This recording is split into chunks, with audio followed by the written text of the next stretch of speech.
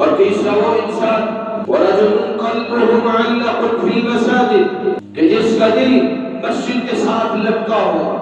کسی نے بڑی پیاری بات کی تھی المؤمن في المسجد كالزبد في الماء کہ جو مومن ہوتا ہے اس کا دل مسجد میں ایسے لگتا ہے کہ جیسے پانی کے اندر مچھلی ہوتی.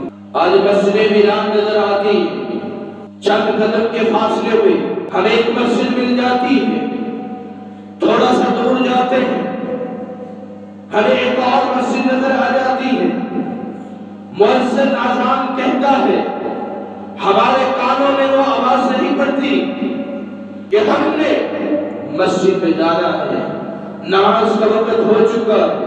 ہم نے قرآن کی تلاوت کرنی ہے.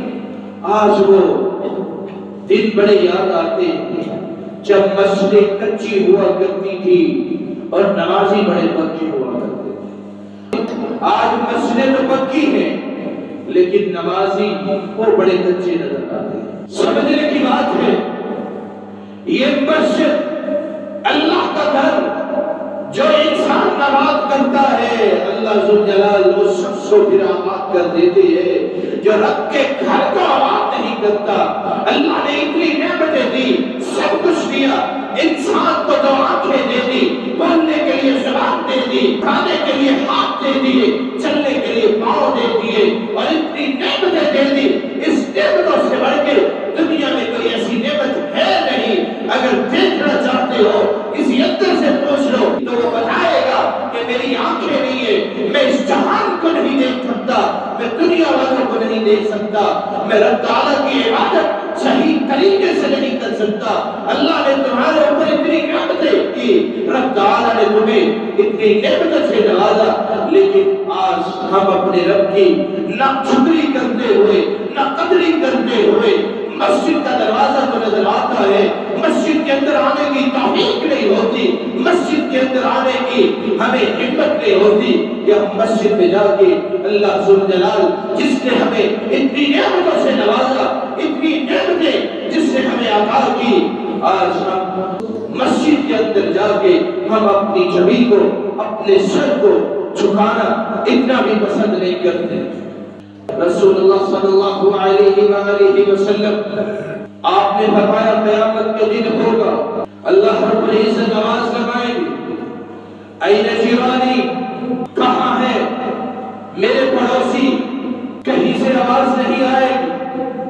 جبریل امین کا حکم ہوگا وہ کہے گا یا رب اے دنیا کو پالنے والے اے کائنات کے مالک وَهَلْ يَنبَغِي لِأَحَدٍ أَن يُجَاوِرَ آپ خالق ہے وہ مخلوق ہے. خالق اور مخلوق پڑوسی کیسے ہو سکتے ہیں. اللہ رب العزت فرمائیں گے این عمار المساجد کہاں ہے مسجدوں کو آباد کرنے والے آج وہ میرے پڑوسی ہیں.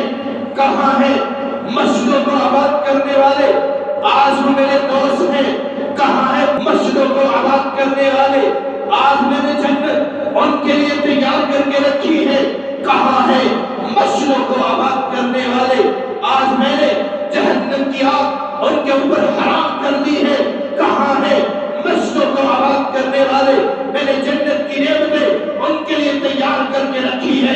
کہاں ہے مسجدوں کو آباد کرنے والے میں نے جنت کے چشمے ان کے لیے تیار کر کے رکھے ہیں. کہاں ہے مسجدوں کو آباد کرنے والے میں نے جنت کے اندر دودھ کی نہریں شہد کی نہریں پانیوں کے چشمے اپنے ان نیک بندوں کے لیے رکھے ہیں.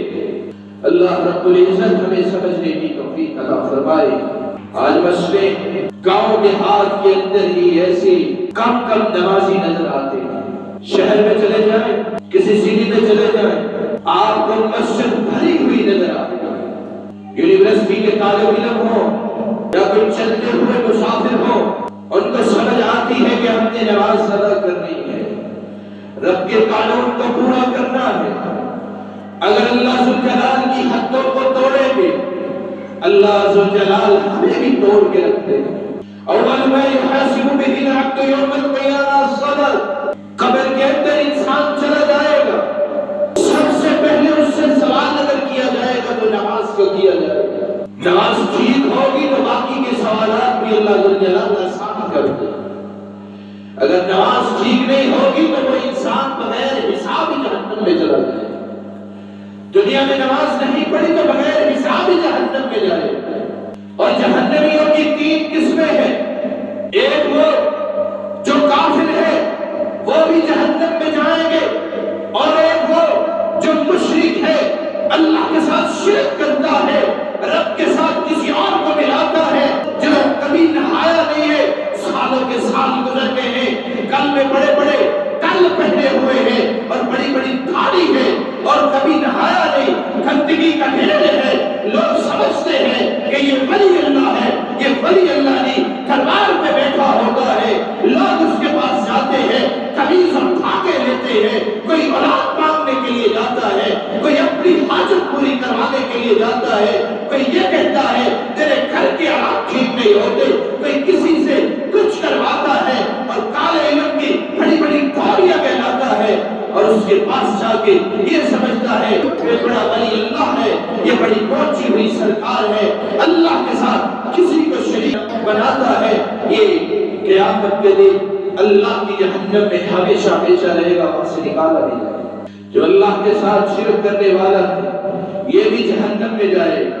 اور تیسرا وہ منافق جو دل میں کفر رکھتا ہے، اس دل کے اندر سے کفر پال کے رکھا ہوا ہے، مسلمانی کا ڈھونگ رچا کے رکھا ہوا ہے، اور سمجھتا ہے میں مسلمان ہوں، کلمہ پڑا ہوا ہے، لوگوں کی پیٹ میں چھرا بھی مارتا ہے، لوگوں کے اوپر ظلم بھی کرتا ہوا نظر آتا ہے، اور کہتا ہے میں مسلمان بھی ہوں، اور اللہ ذوالجلال کے جو تقاضے ہیں وہ بھی پورے نہیں کرتا، رب کے سامنے جھکنا بھی پسند نہیں کرتا.